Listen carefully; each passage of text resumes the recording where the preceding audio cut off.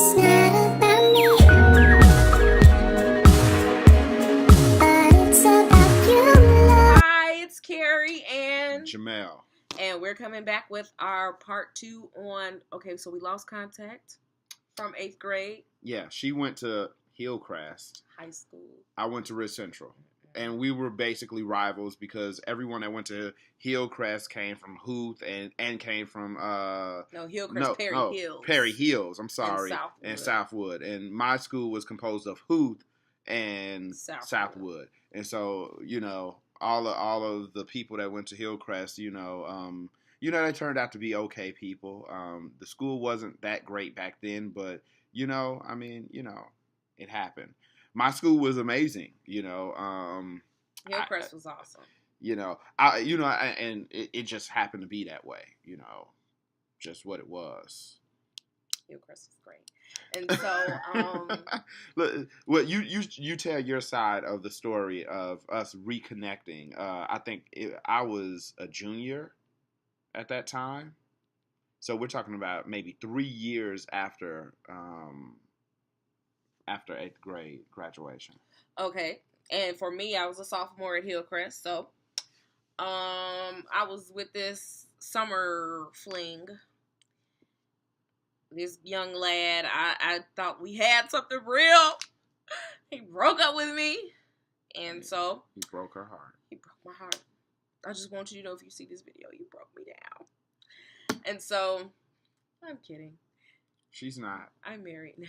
She's still hurting deeply from the wounds. And so, we wound up. My friend and I, after the breakup, she was like, "Look, country." We came out of Country Club Hills. Country Club Hills is having a carnival, so you should come on with me. Let's walk on up there because it's like right on the corner from the house. So I was like, all right, G, I'm going. And so I talked to my parents, who were like strict. And so I was like, can I go with Giselle over to the carnival? And so my dad was like, yeah, shock me, okay? He was like, yeah, go on over there. Do you have some money? I was like, yeah, I got a little money. So went on over there. And me and G just was kind of walking around. I had got on maybe 2 rides. And then I saw my old friend Jay. And I was like, is Jamel around here? Because y'all always together, so is he around here? He was like, well, I talked to him earlier today. He said he was going to come back. And so I was like, oh, okay.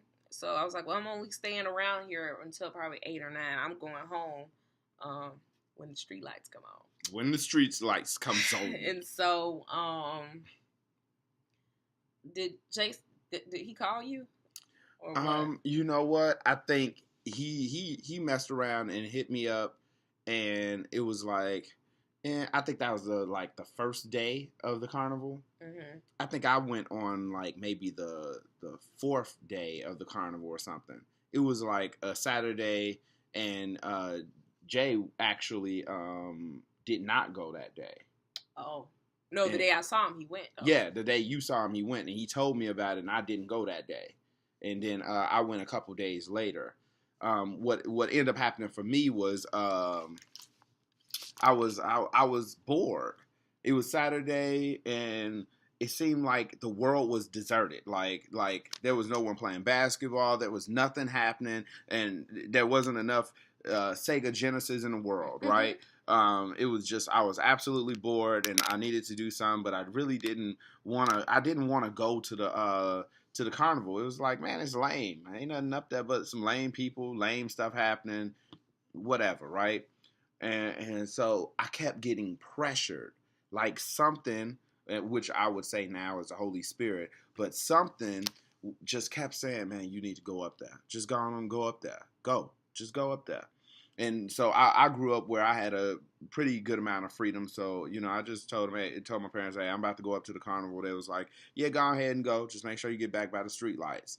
So I went up there.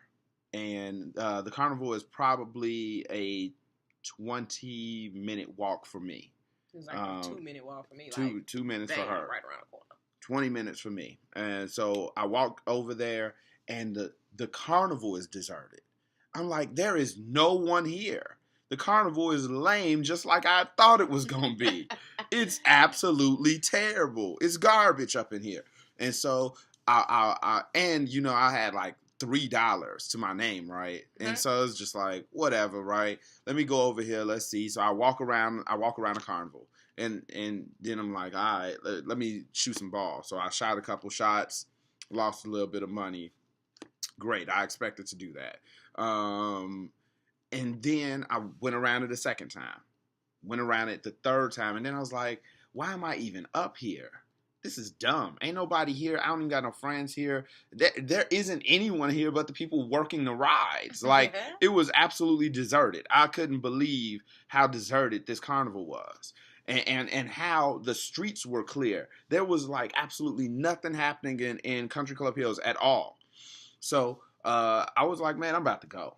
So I turned myself around, was about to walk out of the carnival parking lot, and then a lady walked up to me, put her hands over my eyes, and was like, guess who? And I was like, I don't know who this is, and I ain't about to guess who because I talked to too many people. So I turned and I looked over, and I saw her and was like, oh my God. Oh yeah. Yeah, I guess I can guess who. Who are you? What's your name? She's like, don't you remember me? I'm Carrie. And I was just like, yeah. I'm about to remember you now. Something has happened between 7th grade and your sophomore year. That is amazing. Oh yes, you are amazing. So we talked, we chatted it up, we enjoyed the company and everything. It was just like, I was like, wow, this was such an amazing event to happen. Like, God never just sends women my way. Like, this is greatness. Like, this had to be God. like, I mean, truly, I was just like, God never. I always have to approach and do all this work and wonder if I'm going to get rejected. I didn't have to go through that this time. So we walked and talked, and I realized soon that she had some very strong parents, and they were stringent. And she said, if they see you walking with me down the block, you will die. And so I said, well, then I will walk you to the block that you're supposed to go to, and then I will run home because the street lights are about to come on. And I was like, can you accept boy phone calls? Can I call you? She was like, no. My parents will not allow that. And then I was like, well, how I'm gonna see you? Well, you know what? Here's what it is, man. If it's meant to be, then it will be. And that's what I said. Did I give you a hug and shake your hand or something? And turned around and ran. Turned around and ran. Because again, I got to run 20 minutes and make sure I get there before the street lights come on. Because my parents didn't care what I did while I was out, but I better been home by the street lights. So that's what it looked like when we first kind of got back together and kind of started to look at one another. Yeah, because after that we just kept seeing each other everywhere. Everywhere. Eagles, everywhere. Jewel. Walmart. Everywhere. And then finally our siblings were in the same class. Yep. So it was what was it? Teachers conference, Mm-hmm. teacher student conferences. And so my younger brother was having his teacher student conference. She was having her younger sister teacher student conference, and so we end up seeing each other again. And it was like, oh man, okay, that's what's up. And what happened at that time? I took your phone number. I was like, well, I'll work on my parents, and so I asked my mother, and she talked to my dad, and they permitted me to start, being able to talk to him over the phone. And so I asked my parents if I could go out, and that gave some pushback. They were looking like, we don't know this dude, like his parents, how he raised, what is his morals and values. You better set it up so that we can meet him and his mama and his father. I was looking like, what kind of madness? So He came over to my house for the first time, and there was absolutely no privacy. My parents, it was one upstairs and one downstairs. They had invited his mother over to meet um them, and his oldest brother Ishmael. And the funny thing was that my father was like, "Well, what are your intentions with my daughter?" I was looking like, can I just go out for dinner? Can I go to a movie? I am 15. I don't want no intentions.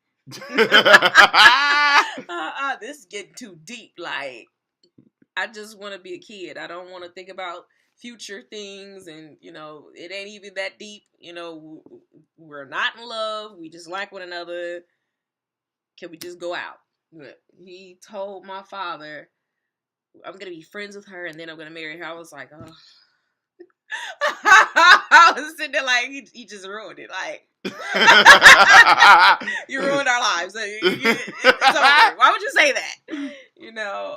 Like, what was your thoughts that you would say something like that? Because that was what it was.